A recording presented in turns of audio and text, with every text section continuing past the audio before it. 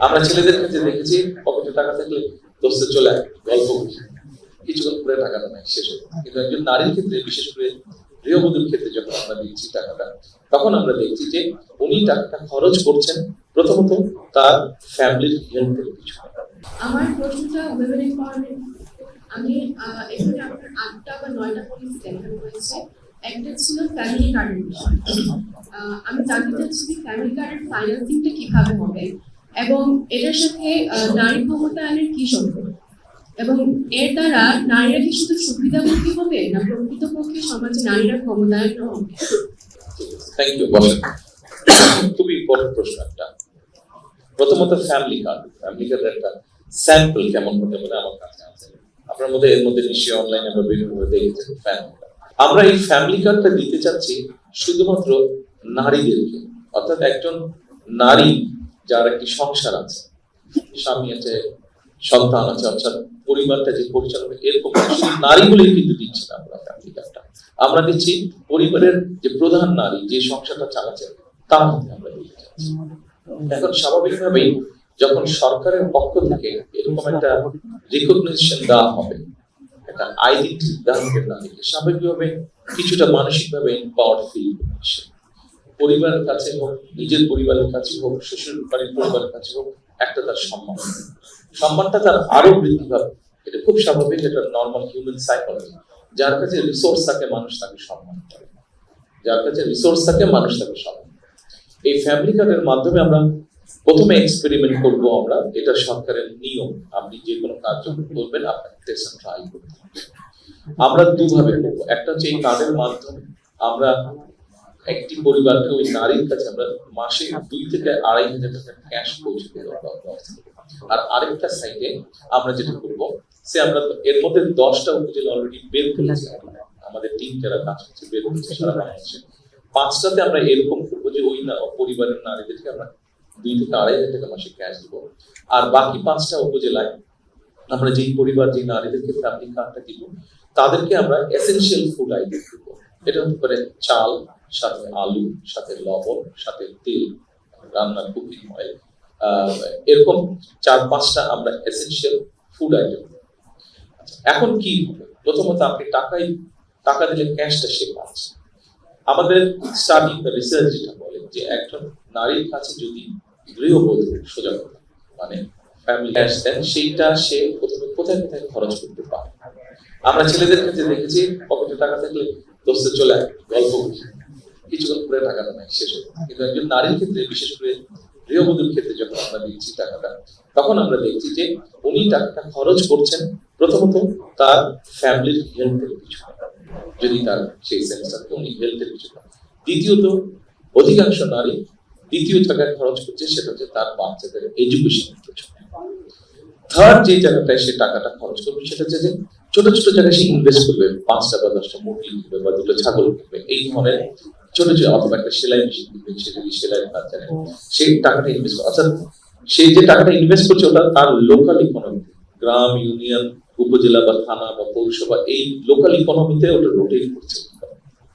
এখন আপনি বলেন, আচ্ছা এখন আসেন এটা টাকা।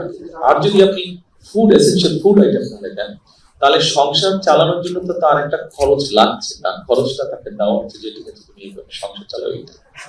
ধরেন তার সংসার চালাতে মাসে এখন জিনিসপত্রের 5-6 জনের যদি পরিবার হয়, মিনিমাম 5-7 হাজার টাকা তো লাগে, মিনিমাম 5-7 হাজার টাকা লাগে অনেক বাড়ি। তো এখন তাকে যদি আপনি 2 থেকে 2,500 টাকা ক্যাশ বা এসেনশিয়াল ফুড আইটেম দেন, তাহলে কি হচ্ছে, তার যে টাকাটা সেখান থেকে সে হয় সেভ করতে পারছে, বা যেভাবে হোক সেভ হচ্ছে, তো তার হাতে কিছুটা হলো টাকা জমা হচ্ছে। সেই টাকাটা সে তখন ইনভেস্টমেন্ট থেকে শুরু করে ওই কাজগুলোতে সে ওই টাকাটা তখন বিনিয়োগ করবে, তার বাচ্চাদের এডুকেশনের পিছনে, তার ফ্যামিলি হেলথের পিছনে এবং ইনভেস্টমেন্টের ক্ষেত্রে।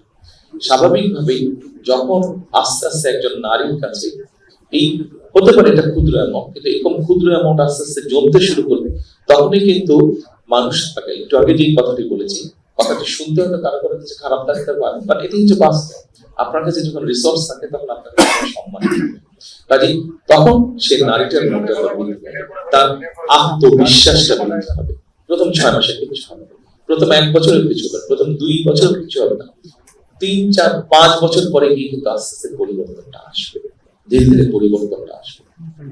অর্থাৎ তার ইনভেস্টমেন্ট তাকে যখন আস্তে আস্তে রিটার্ন দেবে, সে কনফিডেন্ট হবে। আপনার পকেটে যদি 100 টাকা থাকে, আপনি যে পরিমাণ কনফিডেন্ট হবেন, আপনার পকেটে যদি 10,000 টাকা দেয়, কনফিডেন্সের পরিমাণ অনেক বেশি হবে, তাই না? Normally human psychology. কাজেই ধীরে ধীরে কিন্তু তার পুঁজির পরিমাণ যত বাড়বে, সে তত কনফিডেন্ট হবে। একই সাথে তার পরিবার সুস্থ থাকছে, পরিবার সুস্থ থাকলে কিন্তু সে কনফিডেন্ট হচ্ছে, হাসি খুশি থাকে। একই সাথে যখন সে দেখছে যে তার ছেলেমেয়েরা আস্তে আস্তে আস্তে পড়ালেখায় ভালো করছে, এগিয়ে যাচ্ছে, ওইটা মা হিসেবে তাকে আরো কনফিডেন্স দিবে, মা হিসেবে তাকে আরো কনফিডেন্স দিবে। ওটা আমরা যদি এভাবে পুরো জিনিসটাকে আমরা কল্পনা করি, এভাবে যদি আমরা প্ল্যান করি, এভাবে যদি আমরা চিন্তা করি, তাহলে দেখবেন 5 থেকে 7 বছর পরে ওই গ্রামের ওই পরিবারটি না, ওই গ্রামের 10টি পরিবার এরকম মোটামুটি ভাবে healthy, with a basic education background and with a financial capability. আপনি 10টি পরিবার ওই গ্রামের, ওই ইউনিয়নে 5টি গ্রাম আছে, প্রত্যেক 5টি গ্রামে আস্তে আস্তে ওরকম সেলফ সাফিসিয়েন্ট পরিবার হলো। এইভাবে আপনি একটি গ্রাম, একটি ইউনিয়ন, একটি উপজেলা, এইভাবে জেলা এবং সামগ্রিকভাবে ধীরে ধীরে দেশ চিন্তা করেন। আস্তে আস্তে 4 কোটি পরিবারের যদি আপনি 2 কোটি পরিবারকে, 2 কোটি পরিবারকেও যদি আপনি এই পর্যায়ে নিয়ে আসতে পারেন, অর্থাৎ 5 বছর পরে প্রত্যেকটি পরিবার, 4 কোটি আমরা বাদ দিলাম, প্রত্যেকটি পরিবারের পরিবার যদি ঠিক 70,000 বছর মিনিমাম 1-1,500 টাকাও যদি 70,000 বছর খরচ করতে পারে, সেই ক্যাপাসিটি যদি তাদের থাকে, তাহলে আপনি চিন্তা করেন ইকোনমিক গ্রোথটা কত বড় হচ্ছে। ইকোনমিক গ্রোথটা অর্থাৎ ঠিক আছে, পরিবার পরিজনদেরকে নিয়ে মার্কেটে গেল, কিছু কিনলো, পরিবার পরিজন থেকে কোথাও বেড়াতে গেল, রেস্টুরেন্টে গেল, হোটেলে গেল, তাহলে চিন্তা করেন ইকোনমিটা কত বড় হচ্ছে, কত স্ট্রেংথেন হচ্ছে, আমরা একে অপরকে সহযোগিতা করছি। এটাই হচ্ছে ফ্যামিলি তাদের মূল লক্ষ্য। আপনি জিজ্ঞেস করেছেন যে বাজেটটা করতে, এই মুহূর্তে বাংলাদেশে সোশ্যাল সেফটি নেটওয়ার্কের আমার যতটুকু ধারণা হচ্ছে 138টা প্রজেক্ট কাজ করছে, বিভিন্ন আন্ডারপ্রিভিলেজ যারা মানুষ আছে তাদের ক্ষেত্রে। কিন্তু আপনি যদি খেয়াল করেন ভালো করে, যদি খোঁজ করেন ভালো করে, আপনি দেখবেন যে 138টা পরিবারের মধ্যে যে কয়েক কোটি মানুষ আছে, অনেকেই আছে যাদের যেটা পাওয়ার উচিত না তারা সেটা পাচ্ছে, যাদের যেটা, এবং বিভিন্ন মিনিস্ট্রি 138টা প্রজেক্ট চলছে, হেফাজতে চলছে, কোনো এটা নেই, এক এক মিনিস্ট্রি একটা পরিকল্পনা চালু করবে। কাজে আমরা এই পুরো রিসোর্সটাকে এক জায়গায় নিয়ে আসতে চাইছি, এটা হলো একটা নাম। আমরা আমাদের নিজস্ব রিসোর্স থেকে এই রিসোর্সটাকে বের করে নিয়ে আসবো। আমরা 138টার অনেকগুলোর হয়তো প্রয়োজন, যেগুলো এসেনশিয়াল, আপনার পরিকল্পনা অনুযায়ী কাজ করলে, রিসোর্স ব্যবহার করলে, যেখানে মানুষ এম্পাওয়ার হবে, নারীরা এম্পাওয়ার হবে, সঠিকভাবে রিসোর্সটা রাষ্ট্রে দেশের কাজে লাগবে, আমরা সেই জিনিসকে ওইভাবে গড়ে তুলতে চাইছি। আচ্ছা, এবার আপনি হয়তো একটা প্রশ্ন করতে পারেন যে এটা কারা পাবে, নিশ্চয়ই এটা আপনার একটা প্রশ্ন ছিল বা আসছে।